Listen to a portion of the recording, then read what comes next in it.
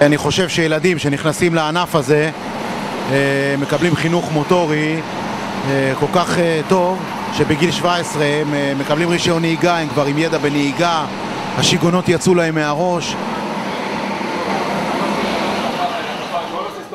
מי שמכיר מהמרוצים האלה, אוקיי? אנחנו רוצים שהמרוץ יזרום כל הזמן.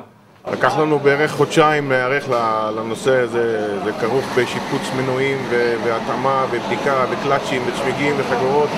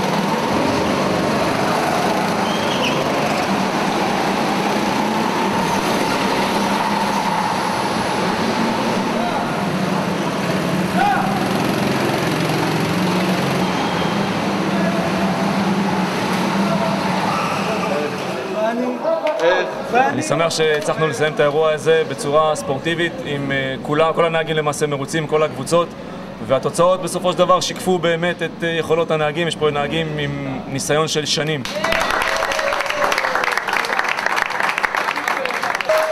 ובמקום הראשון, אם לא 285 הקפות של זכו בגרות, קבוצת שוסטר 2 מייסטר.